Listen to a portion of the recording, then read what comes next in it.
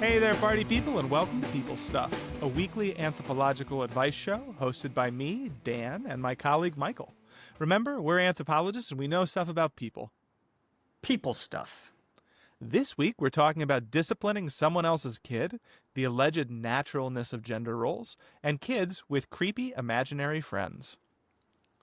Yeah, I mean, Dan, it turns out if we look cross-culturally, there are any number of ways to raise a child. I mean, I think most people are now familiar with the Japanese way in which it's common for 2-, 3-, and 4-year-olds to be sent out of the house to run minor errands like going to the grocery store. Oh, yeah, this is like a reality show, right? Like a reality, yeah, I made a reality show about it. I mean, it was horrifying for Americans to watch these little kids walk along in traffic and along the sidewalk to the grocery store. But in Japan, it's just everyday life, right? Is it also or one in of those Europe, things where, like, you see the little kid walking around and, like, someone, like, they help him out, they keep him out of the, like, that kind of thing? Yeah, they help him out. Adult humans help the child out to find his way and get back home. Sometimes they come with a little note attached to them, like, give me eggs, and go back home, right? That's really cute. Yeah, or in Europe, in Northern Europe, it's common to leave kids outside, sometimes in the cold and the snow in their strollers. Yeah. My kid, started at a Danish daycare, and instead of like mats and blankets, they each had outdoor sleeping strollers. And so if you showed up during nap time, there'd be like 40 strollers outside of the daycare, just like parked. Like a pod of toddlers in there. Yeah, a pod of toddler dolphins. I mean, it gets even wilder, right? Like in Aka culture, adults will not interrupt their interaction or activity to tend to a child's demand. This is very French. Very French. Yeah, right. I mean, Aka children, they stress developing their children into completely independent and autonomous beings as early as possible. Something most American parents will tell you they're after, but that's the paradox. Americans want their kids to be independent. Doing?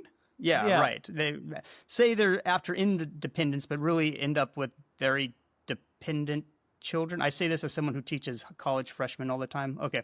But so by 3 or 4, an Aka child can cook a meal over a fire with how many of your freshmen can do that? And axes. Yeah, how many of them can do what the Aka child at 4 can do, which is trap small game and cook and make a meal out of it? I can't catch small game. If I send these freshmen out to survive in the forest for a week, will they do it? An Aka kid can do it by 10, right? I mean, so they have a really interesting philosophy, right? I mean, they believe that telling your children what to do all the time is inconsistent with the value they place on respecting the child's autonomy, right? So autonomy is really important. But I think it's interesting, too, because they still maintain some sort of a conceptual boundary with, like, oh, super, super, super dangerous, we're going to gently nudge you away from, right? Yeah, of course. But, I mean, that boundary is pretty shaky, right? Yeah, if you were to say, okay, we're going to maintain a boundary that if your child gets into any mortal danger, you should intervene. But not included in this mortal danger is juggling with machetes. So just so we're clear on boundaries. No. There's a difference between using a machete to as a cooking implement and juggling multiple machetes, right? That's clearly juggling machetes is clearly an adult skill. You've never been to hibachi? Like, that's how you... I've been to the hibachi, but I mean, didn't see any 4-year-old Aka childs at the hibachi, right? There are limits. That's because we have child labor laws in this country, but not if you're in Arkansas. No, I mean, frankly, I wish I had an Aka child because I would like to have this Aka child make lunch or dinner for me. Yeah. I want a reality show where you have your freshman up against a 7-year-old Aka child doing things like starting a fire, catching a squirrel, that kind of stuff. Well, I mean, well, let's see if this Aka child can use ChatGPT. Huh? Real important life skills. You just have to talk to it. I mean, come on, if the Aka child can talk, it's fine. True enough. All right. Well, as per tradition, we start every episode with an anthropological reflection on some fresh hell. Michael, what fresh hell is on your mind? Dan, today on my mind are these TikTok detectives. Oh, it's like a Sherlock Holmes situation? Deer stalkers? Yes. I mean, everything on TikTok, from cheating exposés to dating background checks. This new era of TikTok detectives are kind of all over TikTok, right? I mean, private investigator influencers are kind of staking out suspected cheaters, vetting dates for clients, and posting the videos online for their followers, right? So there's this kind of morality-based surveillance that's going on TikTok that people have managed to monetize. I think it's awful. I think it's awful for one particular reason, and it's a core tenet of polite society, which is mind your own damn business. Oh, and there's a secondary tenet of society, a corollary, if you would, which is don't ask questions that you don't want answers to. It seems like people want answers, though. Is the person cheating? But they shouldn't. They should be minding the first one, which is mind your damn business, right? I mean, do we really need to surveil every damn thing about every person known and unknown to us? This podcast has come out repeatedly in favor of gossip. How do you square this with your hostility towards the TikTok detectives? I mean, gossip is one thing, but like actually being a detective is one thing. Being a gossip is another, right? Are we pro gossip? Have we come out pro gossip, or we just said gossip? We absolutely come out pro gossip. We had that we had that lovely story last season about my grandmother with a party line, and a peak human experience was reached with telephonic technology in the mid 20th century. Look. Gossip is like a core tenet of human sociality, right? It is But mind your own damn business. It's not nice to surveil people and put it on TikTok all the time. I mean, is the difference the public nature of it? Like people are airing other people's dirty laundry? Of course, it's the public nature of it. Well, okay, what would privacy look like at this point? I feel like so many horses are out of the barn. Well, I mean, that's a whole different question. But I think you have to realize there is no privacy at this point. Well, what would you do? What would I do for privacy? First thing I do is leave my phone at home. Leave your phone at home. Are you going to start like painting your face in such ways that like you are resistant to, image recognition, facial recognition software? Like, would I become a juggalo? Well, honestly, I think people would know quite a bit about you if you started painting your face that way. No, I mean, actually, I think this is a perfect example of how the only way to maintain privacy today is to send false information down the hose. And so in this respect, the story about my grandmother from last season is very apropos. Oh, yeah. The only way, there's this miasma of misinformation that you can exist behind, which is, a great political strategy we see employed every day, right? Oh, yeah, this current administration is it's just a shitty virtuoso in it. Well, I mean, there's that phrase, flood the zone. Flood the zone with shit. That's the whole phrase. That's the only way to maintain privacy. If you flood the zone with shit, that's the way to maintain privacy. So yeah, dressing as a juggalo one day, maybe wearing one of these weird Chinese bulletproof masks you can buy online another day. This actually might be a good use of generative AI because you can make all sorts of fake content about your life. Absolutely. I might actually do that as soon as this podcast is over. I believe you have the right to be forgotten in democratic society, right? Not everything about you should be recorded. However, given the current, shall we call it, technological configuration of everyday life, that's impossible. So the next best thing is just to flood the zone with fake AI biographies of your life. Yeah. So like by having a right to free speech, it's also like a tacit right to privacy because you can just make a whole bunch of shit about yourself. Deep fake yourself before you get deep faked. Catfish yourself before you get catfish. Scam yourself before you get scammed. Yeah. All right. Well, speaking of deep fakes, just remember we're anthropologists and we know stuff about people stuff. All right. That's where you say people stuff. Oh, really? I get tired of saying people stuff. Okay, do it again. And just remember, we're anthropologists and we know stuff about people. People stuff. And here is our first question. Oh, very exciting. Sunshine Connoisseur writes, given that I have a child under the age of 1, I do not have the mental capacity to write or send a long, thoughtful question. Yeah, fair. So true. So please, I hear you, Sunshine Connoisseur. Please bear with me. I feel like the fact that the U.S. has moved away from communal parenting should lead to an interesting discussion. To that point, I find myself wondering, often when I'm out in parks and introducing my kid to the chaos and maelstrom that is playtime, when is it okay to discipline someone else's child? Signed, Sunshine Connoisseur. Okay, first I have to counter with a question of my own. When was the U.S. big into communal parenting? World War II, we had public daycare. Okay, okay. During a major war. Okay, that was a long time. World War II, I hate to break this to you, was like 80 years ago. So, okay. But it's the only thing that American men think about, I guess, after the Roman Empire. I mean, I'm thinking maybe the 19th century sometime, back when people, before the nuclear family, when extended families lived together in the same house, maybe. I mean, you still have lots of multi-generational living. And Yeah, I mean, you do. what Okay. are the Scouts but communal parenting? But that's not the kind of communal parenting we're talking about here. We're talking No. about like I'm potted up with somebody in the the pandemic sense, and I discipline their children. This is a hard question.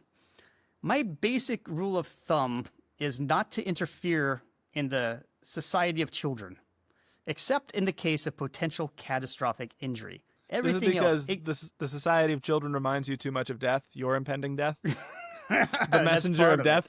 I don't want to That's discipline the messenger of death, lest I part of draw it. their attention. I'm also like leery of the parents' reaction. So everything else, including minor injuries, I let pass. Yeah. Not just, but I don't. That's not just for strangers' kids, but my own as well. I mean, I keep her alive, but let her fall down and bleed a bit. That's fine. I mean, the best lessons are always how not to do things, right? As you know, there's this old saying, "Pain is the best teacher, but no one wants to go to his class," right? I mean, this is, yeah, you can imagine, right? I remember I talked with the provost at one point in grad school, and Yeah. I was bitching about something, and his response was, "Well, we try and minimize the unnecessary suffering." That's exactly. I mean, I totally agree with that. Minimize the unnecessary suffering. Some of it is necessary. It's true in education. Discipline and education here are virtually synonymous, but it's absolutely the case. You don't learn without friction. Huh? No, You don't learn not without at all. friction. I mean, I will recount one time I used to take my daughter to this park during the pandemic, and this is not about disciplining somebody's child, but about disciplining somebody's dog. And I'll tell you the reaction that happened. Okay. There's all these, my kid was like 2, toddling around. There's all these 2 to 4-year-olds in there. And there's a big sign. There's a dog park next to it, but there's a sign that this is the park is basically a de facto dog park, and there's a children's park that's kind of fenced off, and the sign says no dogs in here, children only, right? Children and their guardians only. Okay. So this woman lets this gigantic, like a 60-pound, 70-pound golden retriever just run loose. And it's a nice dog, very sweet dog, but also very excited. This dog is just like running around, knocking over kids. So it's like I lose it, and I start yelling at this woman. I'm not going to repeat what I said mainly because it was a long time ago and I don't remember. But basically I said, and you're not in front of children right now. Yeah, I said a lot of nasty things. Basically, like, get your dog out of here before it hurts some kid, right? Yeah. This is catastrophic injury I saw coming. I don't want this dog is like running up the playground equipment, right? Do not knock my dog off the dog parks. Like, come on. This is not a dog park, and then I went on. So then what happens is she goes tells this guy she was with, I don't know, this guy looks like he's a little tatted up and steroided up. And then he comes into the children's park, and then he and I are just jawing at each other. And for like a few minutes, I thought we were going to get in a fist fight. I thought we were going to throw down right there in the playground. I'm like, so, I mean, these are the stakes, right? I mean, but the stakes are like getting shot. That's really the stakes in the United States. I mean, who are we kidding, right? The U.S. is an armed camp, and you can, you never know. So you never know. This guy could be armed. Who knows how far this guy wants to push this? Low possibility, high consequence. I'm just saying. In the U.S., the possibility of violence, like real violence, like life-changing violence, is not like minor fisticuffs violence, is ever present. In the end, we didn't, and then we stayed for a while longer, and we kind of both went our separate directions. But for a hot second there, I thought, "Yep, that's it. That's it. That's it. We're gonna fight right here on this soft a golden retriever ground." is gonna deliver the death blow. Yeah, it's right. I'm getting this fight with this guy. I don't know. Hope the cops don't come. It's all this golden retriever's fault. But it was just this crazy dog parent who, Did they have kids at the playground? No. Their dog, no. What happened was somebody opened the gate to leave, and the dog ran in. But speaking about the unwritten rules, you're not supposed to go to a playground if you don't have a kid. Well, they were in the dog playground, but the gate between the dog and the children's playground opened up, and so the dog ran in. It's like these normal people things. don't sound like they've trained the dog especially well either. Hey, it was the pandemic. Everyone's a bit feral during that time, right? So yeah, golden retrievers included. Yeah. So Yeah, I don't know. Okay, I think I might be slightly more interventionist than you. I mean, big picture. 95% of people are slightly more interventionist than I am. Yeah, but I grew up in the country, in the real rural area in the countryside, so that's kind of why I'm not that. No, in a fair time enough. Before the internet, when you just kind of like were not allowed back in the house until dark, that kind of thing, Well, I mean, we had. I grew up in suburban Los Angeles, but we had that sort of feral childhood too, where you just went outside and played with the neighborhood children. When I heard this question, I thought of, when my kid was like 2 or something, and he was just, acclimating himself to playgrounds. And at that age, you're kind of like helping them get up stuff, go down slides, that kind of a thing. And like, I was at the top of a slide one time, and like a 3 or 4-year-old came up behind him and like just started kicking him. And like, I'm right there about to put him down the slide. Yeah. And I just pushed the kid away. I said, "Don't kick." That's the other thing. Children that age are psychopaths. And like honestly, I'm sure a good plurality of parents would want to beat the shit out of me for doing that to their kid. But at the same time, it's like I'm right there, and I'm not gonna. I mean, what am I mirroring to my kid that like, okay, I'm gonna put you down the slide, and then this other kid's got to start kicking. Like, what? I'm just gonna let that happen? He's gonna help you by kicking you in the back of the head. Yeah. That's crazy. I'm not gonna tolerate that. Yeah. Yeah. So it's like, I don't know. I think big picture, you're right, but I think it's a little more nuanced. And I think that like, that sort of like tough love, learning by falling down, whatever, it really only works if the kid feels like there's like something of a net there watching. Like, oh, I have a home to go home to, or I have parents or something like that. Oh, sure.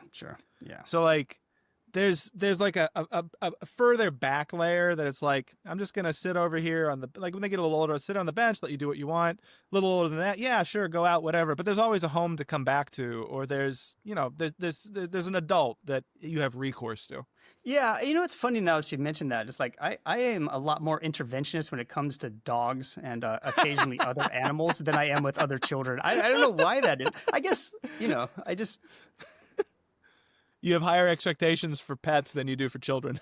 Not really, but you just don't know. It's the uncertainty with the especially large dogs. It's the uncertainty, right? No. I mean, the possibility for injury is so much higher. When they're just so much bigger than small children. Yeah, exactly. The other, I mean, yeah, I've had more animal run-ins that I've been interventionist in than anything else. Once with a rattlesnake at a park here. Oh, I mean, you have LA Hills. And and once with a pair of coyotes that we encountered on the trail when we were hiking, and Yeah, I mean, yeah, no, I get that. I absolutely. But I actually feel a lot more confident around the rattlesnakes and coyotes because I have a good feeling of how they're going to react. Whereas with a dog and whose owner is present, I really don't know how that dog will react.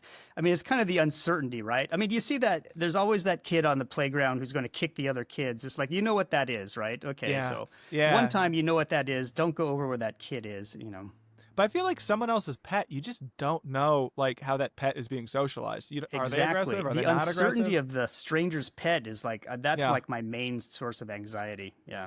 Yeah. I think, there's another angle to this too that like when's it okay to intervene with your kid, that kind of brings it back to that cross-cultural conversation. Like the model of childhood that we have currently is not a universal one. And in fact, it's a historically recent one. Absolutely. I mean, childhood itself is shockingly recent, 150 years old or so. Yeah, most famously, the sociologist Viviana Zelizer wrote about it, Pricing the Priceless Child. And it's this idea that, coming out of capitalism, you have these welfare laws to take care of kids. Kids become more precious. Childhood becomes a thing that's separated from capitalism. People invest more in the kids, and the kids go from being like a quantifiably, economically useful farmhand to being something that is economically useless, but an invaluable part of the family, the priceless child. Yes, love, the priceless commodity in American life.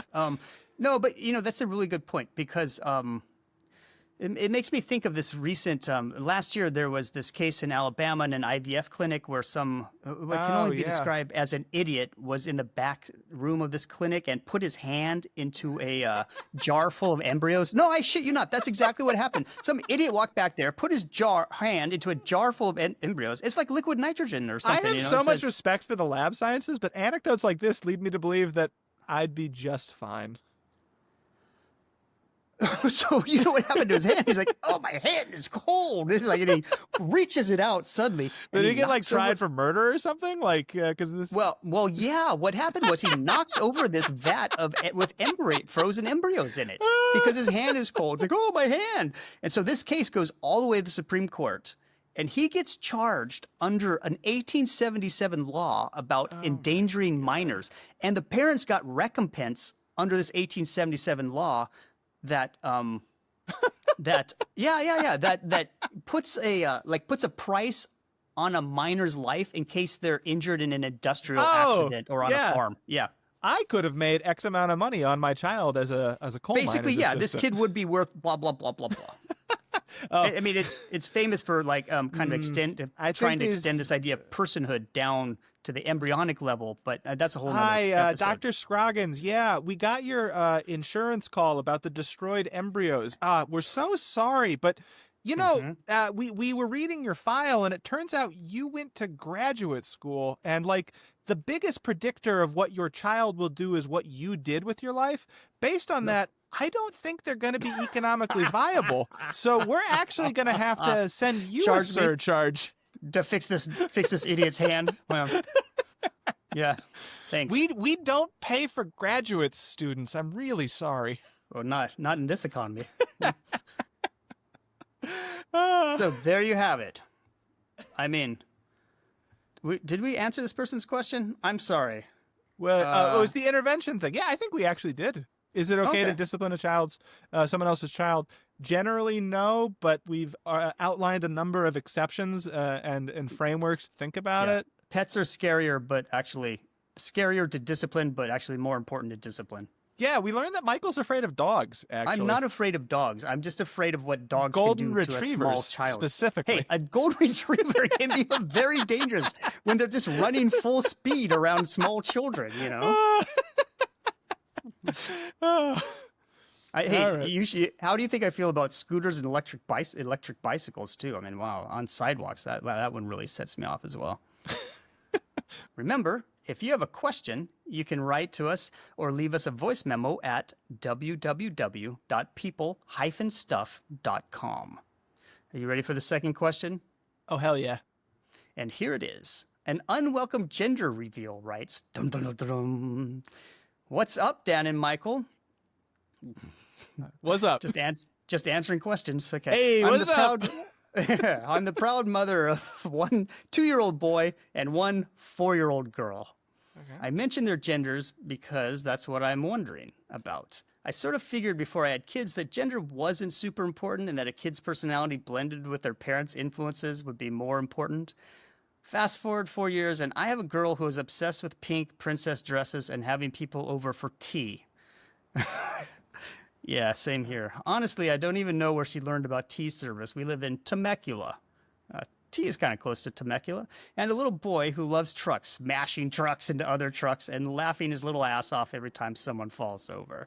What on earth is going on? Does gender actually run this deep? Signed, an unwelcome gender reveal. Before I get to my answer, I should issue a public service announcement. The answer to this question cannot be played in any Texas public university. You have been warned.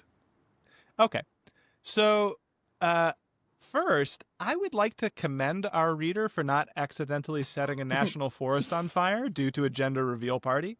In our day and age, yes, this is an yes. accomplishment unto It itself. happened in San Bernardino last year. Yeah. But as to the substance of this question, it's a really hard one.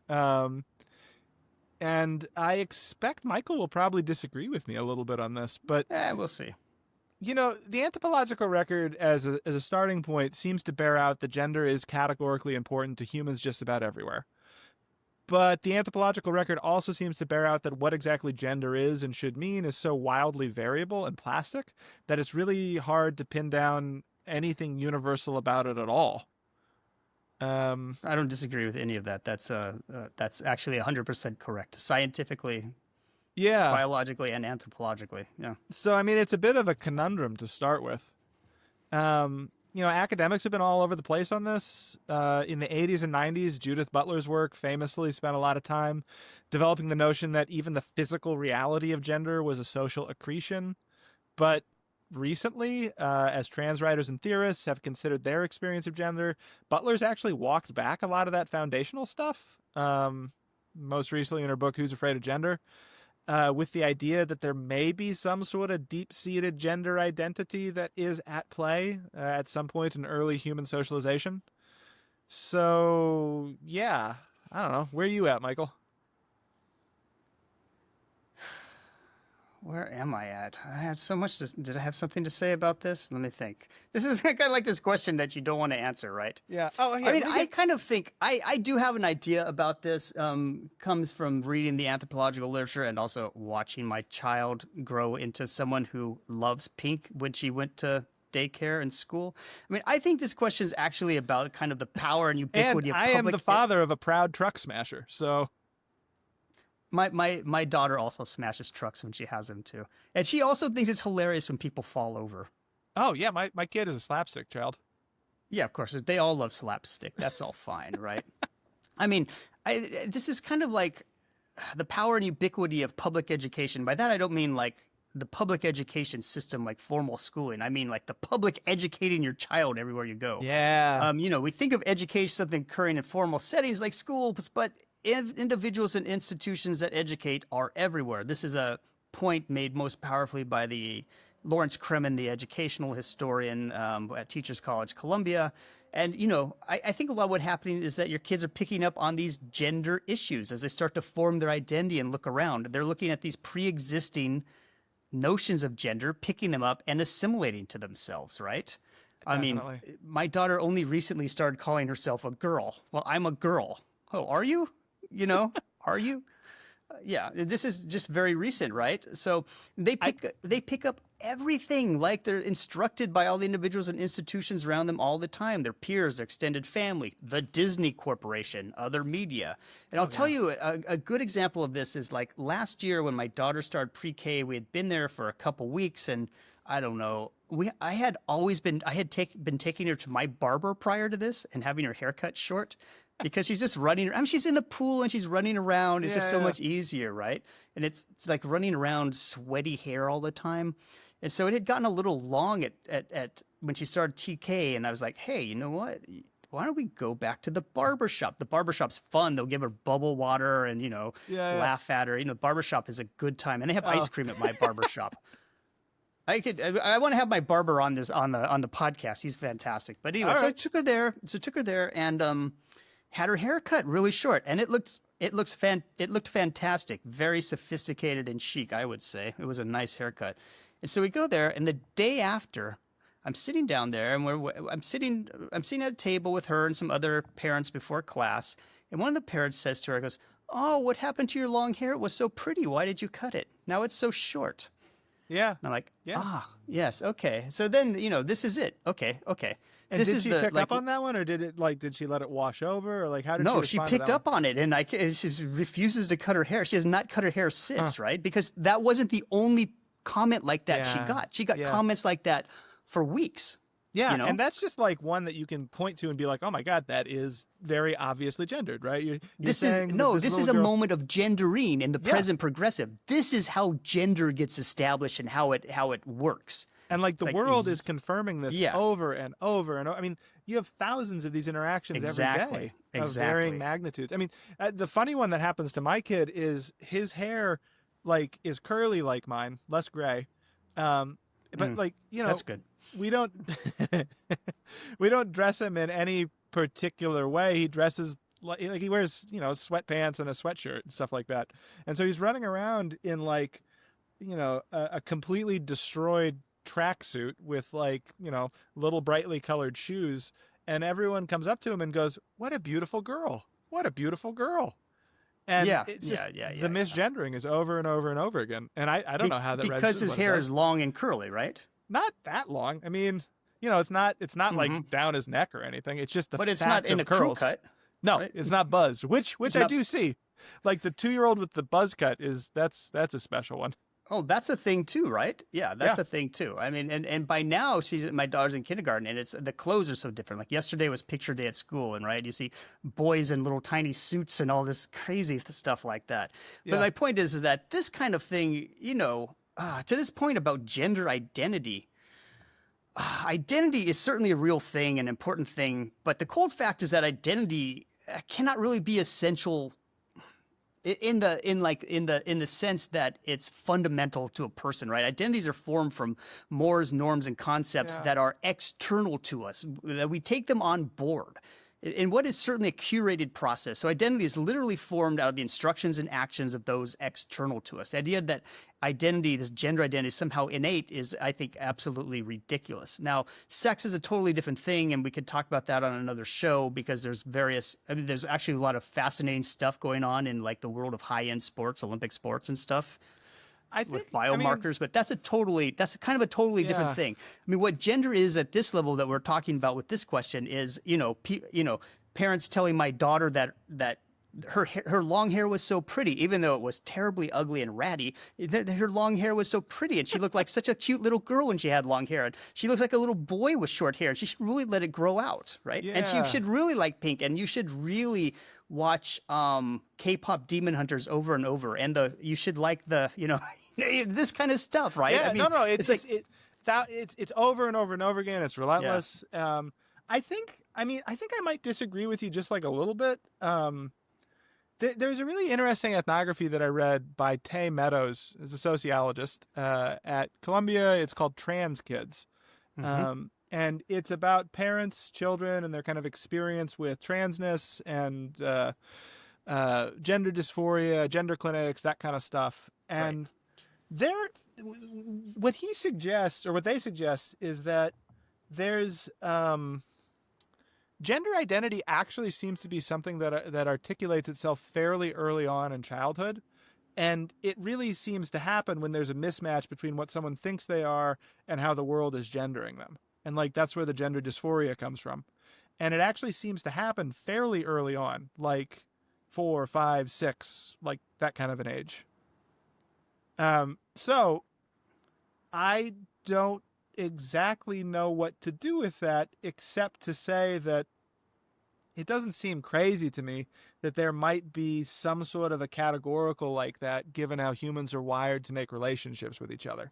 Well, what do you mean by categorical? You mean some biological essential category of the human being? It's not that so much as a sense of I am this, but there's a mismatch between what my body is and what society is putting on me. And that seems to come from a fairly deep sense of a gender identity.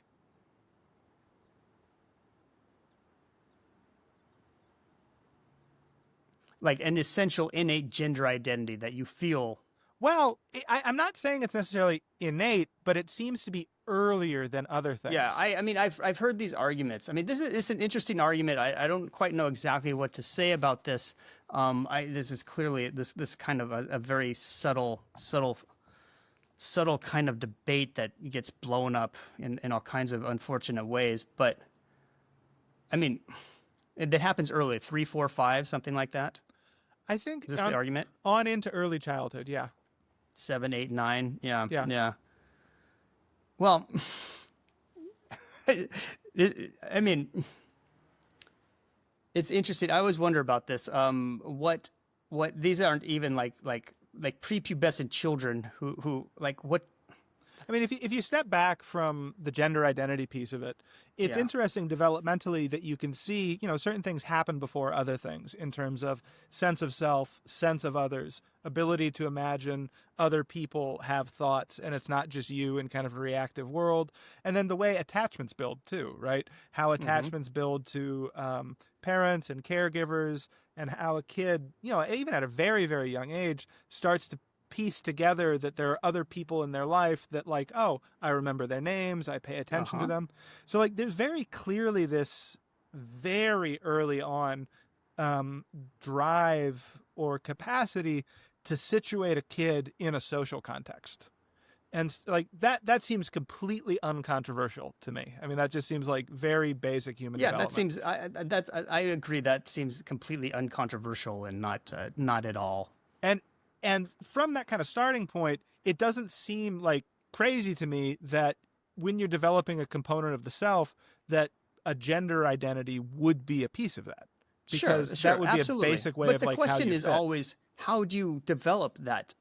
How do you develop that identity? And my point that I'll argue all day long is that identity, like language, it's only half yours and half the world's.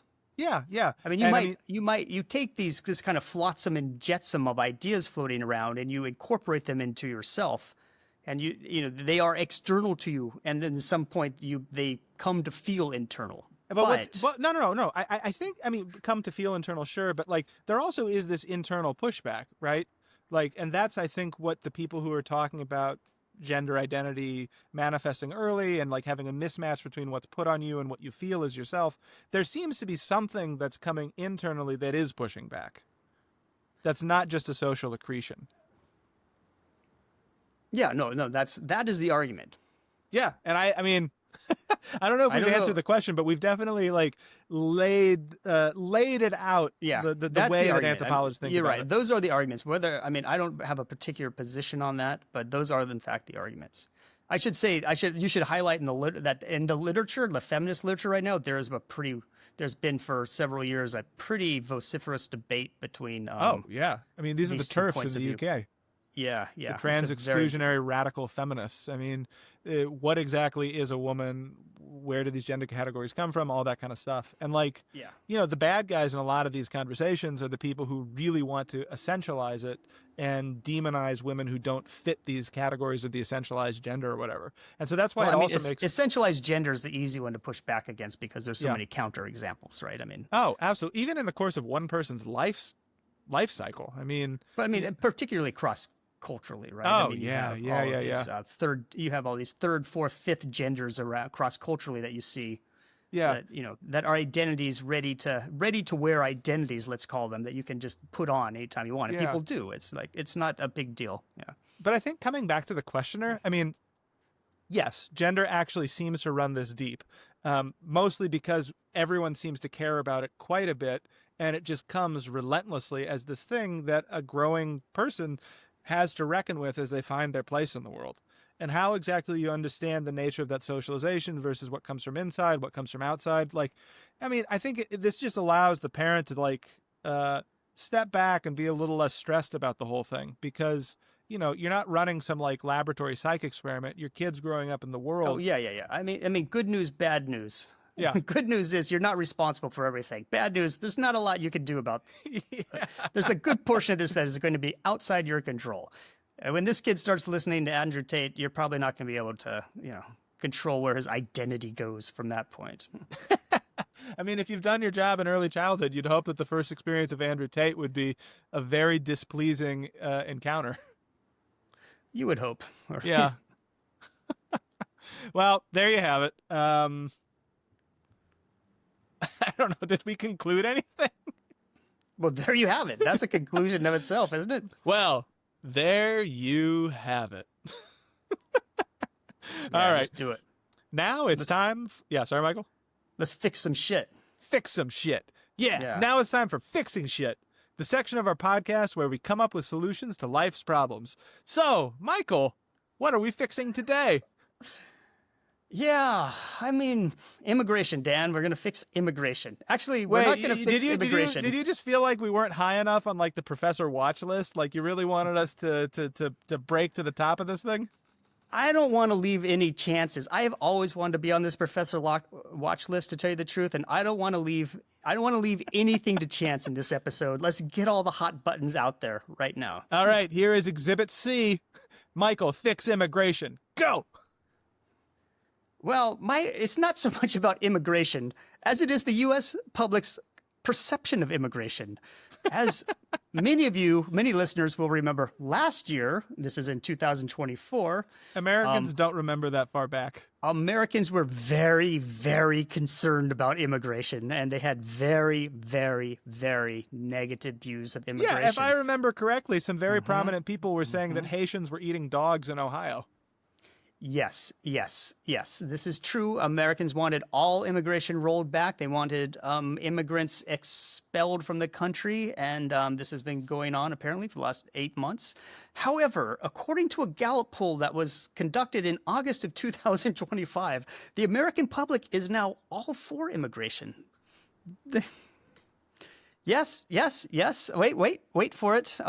After climbing to 55% in 2024, the percentage of Americans who say immigration should be reduced, that is reduced, has been dropped by nearly half to only 30%. Wait, so only 30% of Americans want less immigration now? Yes, 70% of Americans are either neutral or want more immigration. This is sentiment has on immigration has returned to the level measured in 2021 before this desire for less immigration started to mount. Meanwhile, this is it. 38% now want immigration to be kept at the current level, while another 26% say it should be increased. Oh, yeah. So when you put it together, you have around 60% of people who say at the current level or more. Yes, it gets more interesting. In this Gallup survey, when asked if immigration is a good thing or a bad thing for the country, a record high 80% of U.S. adults called it a good thing, and a record low 70% see it as a bad thing. Turns out, there's a very important lesson here. This says Americans like their economy to be humming much more than they like the borders to be closed, because that's really the choice, right? This U-turn on immigration is really fascinating. You know, I can only conclude that people have no idea what immigration does in the economy. Yeah, I think that's fair enough. But I'm going to tell you, I'm going to return to what I said up front. The proper stance when asking about immigration status, mind your own business. That's what I think. Mind your own business. Yeah, what do you care? Also, American public, if you're listening to me, yeah, you're crazy. Wow, Michael just coming in hot with controversial opinions that the American public is crazy. Oh, you heard it here first, folks.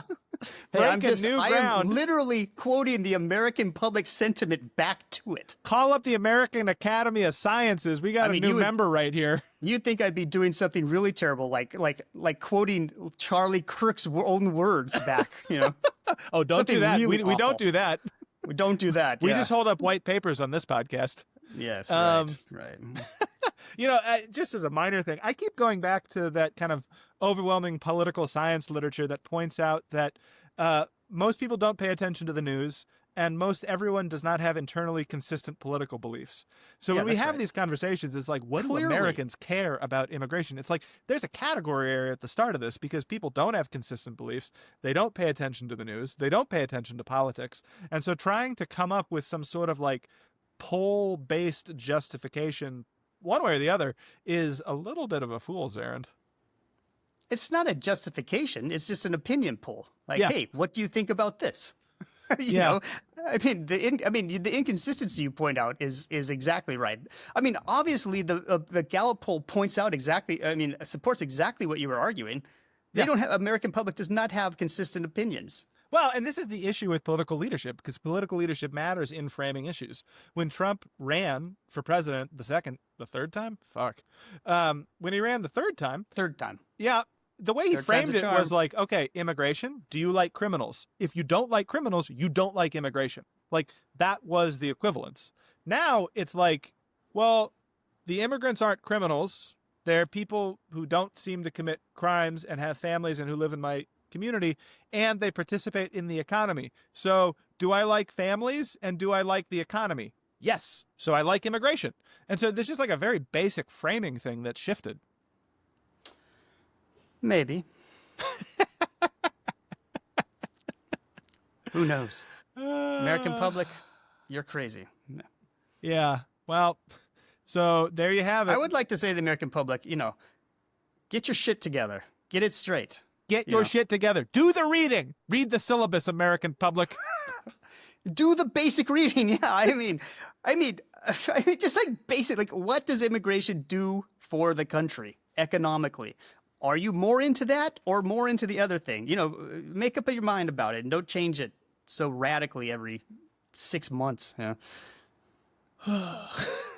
Well, there you have it. Michael's fixed immigration. Oh yeah. Next time I'm going to talk about perception of tariffs, and you wait. This is going to get even weirder. Oh, no one knows what a fucking tariff is. There is no perception. They do now. By the time this episode airs, they will. Yeah, they're not going to like them. I'll tell you that. Yeah, they'll know, and they won't like it. Whereas last year, they loved the idea. Loved it. Yeah. Loved it. Yeah. Mexico will pay for the tariffs. They loved the idea that Mexico should pay for a wall. Yeah. Yes. All right. We're going to take a break now, and when we get back, we got one more question for you.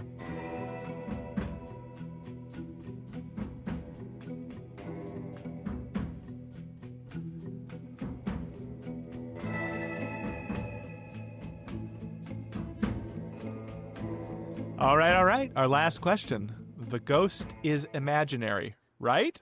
Rights. That's not confusing. Hey, guys. So my 5-year-old son has an imaginary friend. Now, I know this is not unusual, and I get that kids have imaginary friends and do lots of imaginative play more generally, and that this sort of pretend stuff is really important for their development. Like, they'll reenact stuff they've learned of things that'll happen to them, yada, yada, yada.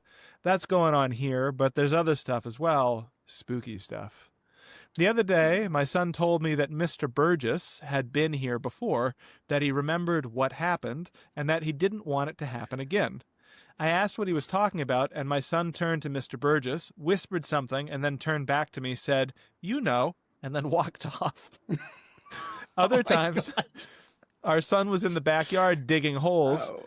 I asked what he was doing, and he said that he and Mr. Burgess were looking for them. Should I be worried? Signed, the ghost is imaginary, right? This is like the plot of a million horror movies from the 1970s. This is the kind of question that could only be written from the 1970s. Is Mr. Burgess, did he die in the 70s? Did your child write this? I mean, the way the question was written, it's very cinematic. Like, I see the 45-second trailer. This summer, Mr. Burgess is back. I'm curious here about this question. Why does the writer assume the child's interlocutor is a friend? Maybe it's a witch or an ancestor spirit or a space-shifting trickster like a raven, a fox, or a coyote, right? Mm-hmm. I mean, just my point here is that the viewpoint of this letter writer is really culture-bound in a way that their child's view probably is not. This is the classic Laura Bohannon Shakespeare in the Bush, where she's in Tivland. It's the rainy season. You can't travel around. They ask her to tell her a story from her homeland. She tells the story of Hamlet. And the first objection is, well, they don't have a concept of ghosts, so it's either a witch or a zombie or something like that.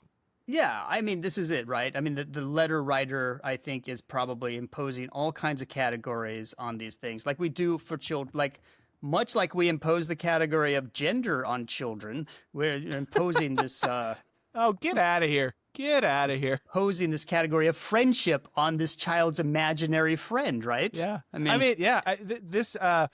if it makes... I think this actually makes it worse for the questioner. Yeah, but we feel this as like a 70s horror movie plot. Whereas because in fact... because this is a 70s horror movie plot. This is literally the plot of many movies in the 70s. This is like The Exorcist in a sense, right? Oh, yeah. But there's also this layer here where, too, that once we actually bring in the anthropological archive of, well, it could be a witch, it could be a zombie, it could be an ancestor spirit, it could be a wandering trickster god, That's what I think it is. I don't know that Tengu, something this like this. I don't think this makes it better for the parent, because they're perhaps equipped to deal with a ghost. They're perhaps equipped to get a priest and do an exorcism. I've seen a movie about that. I can do it. I don't know what to do about a trickster god who is trying to take my. I'm going to lean in to say this. Now I lean back. I'm not trying to make this better for the parent. I'm just trying to answer the question. The parent's feelings are kind of like not in my purview here. Well, Father, yeah, things are okay at home, but we have a wandering trickster god that's trying to take our child off to the Fey lands. What do I do? It's clearly because you built your house on an old Indian burial ground, right? That's anywhere in the United States? This is literally the plot of the Amityville Horror. Yeah. Okay. I'm just saying, yeah. It also reminded me, too, of this crazy part of the University of Virginia. Have you heard of the Division of Perceptual Studies? Why, no, I have not. Please tell me. Oh, Michael, you're going to love this. So there's like an independent research institute at the University of Virginia that studies stuff like precognition, ESP, past lives, all that kind of stuff. And one of the centerpieces of their archive is this, I guess, case studies of children, very young children, accurately remembering past lives. And they go out and they investigate these things. So they'll get a call and they'll be like, hey, you see that episode of The X-Files where like Mulder goes back and is like a Civil War veteran? Yeah, that's happening with my kid. It's talking about the regiment, something about Vicksburg. I don't know. Is this funded by the History Channel? I don't know who is funding it. I have to imagine that there's some pretty hefty non-disclosure agreements around the funding streams for this place. But they go out and they collect the case studies and then they investigate them to try and see, okay, has this kid been primed? Is there anything in the environment, in the household that they could have picked up on? Is there a kid at school who's like weird and likes reading Wikipedia entries on Ken Burns' Civil War documentary? Like, is there a possible vector for this? And then is the stuff the kid is saying accurate? And so they collect these case studies. And there's a chunk of them that they're like, yeah, it's kind of creepy, but we haven't been able to poke a hole in it. Yeah, I mean, probably 95% of these things are just kids regurgitating cultural myths in a new kind of creepy way, right? Which is probably what this is about. This kid's probably regurgitating the plot of 1 or 5 movies and refracted through the parents' but I mean, remembrance of the movie. But like, it is worth noting that cross-culturally, forms of reincarnation are extremely common. Forms of the reincorporation of ancestor spirits are extremely common. Ideas that children come from a common well of souls and are recycled, that pops up all the time too. So there's all sorts of like beliefs that are ontologies. I don't know what you want to call it. Ideas. Yeah, there it is. Good. Beliefs, ideas, it's a very realities. Simple word. Ideas. Yeah. That would explain this very differently than the plot of the Amityville Horror, that make it kind of crazier, but anthropologically, we would not be doing our due diligence if we didn't point out the possibility of all these other things going on, or too. The possibility, or how like something like the Amityville Horror is an American cultural myth, right? A cultural myth bound to the U.S. Yeah, absolutely. I mean, it would be really weird if this kid was like, I was reincarnated from a common collection of souls. That would be weird. Okay, that would be weird if this is a very American kid. Stop eating the cow. That's our totem animal. That would be strange, right? Yeah, cows are our totem animal. If you eat it, it will. Yeah, that would be. Or we only eat the cow. That's our totem animal. Yeah, but somehow the kid recounts the plot of the Amityville Horror. That's just like, yeah. We could put that one in the bin. So, America. Yeah, a lot of different ways that kids can be extremely creepy vis-a-vis the supernatural and the spirits of the beyond and the ancestors. Don't limit your children to just the Amityville Horror. There's an entire cosmological universe out there that can terrify them. Absolutely. And when I was a kid, I got scared by the cosmological universe as portrayed in the cartoon Scooby-Doo, which is much. What piece of that terrified you? The ghosts. Yeah, the ghosts. But they were never real. You know what we should do? This makes me think. We should make a kids cartoon based on these on the anthropological canon about these ideas. Yeah. Sure. But Really put the fear into people. Yeah. But there you have it. Your kid is probably talking to a totemic ancestor being, which means he's essentially talking to you. Nothing to worry about. Speaking of disappointing the ancestors, that's the end of this week's show. This episode of People Stuff was brought to you by the American school system. Whether it's an underfunded public school rife with lead paint, a militant... And asbestos. Don't forget the asbestos. And asbestos. A militant and discipline-obsessed charter school that loves to expel non-white children, an extremely expensive private school and or wealth-exclusive suburban public school that has all the amenities but seems to mostly produce sociopathic entitlement and opioid addictions. Whether it's a parochial school that uses religion as a cover for child abuse or homeschooling that somehow seems to both undermine the idea of a public commons, erode any sense of gender equality, and produce maladjusted weirdos, that's homeschooling. Surely there's an option in here for you. The American school system. Not really a system, and often barely a school. The American school system. Good luck, parents. That's it for People Stuff. You can find all of our episodes and ask us questions at people-stuff.com. You can also sign up for our newsletter and subscribe to People Stuff Premium. That's people-stuff.com. Thanks for listening, and until next time, I'm Dan. And I'm Michael. And I will be rewatching the Amityville Horror very shortly. I actually watched a great documentary about it.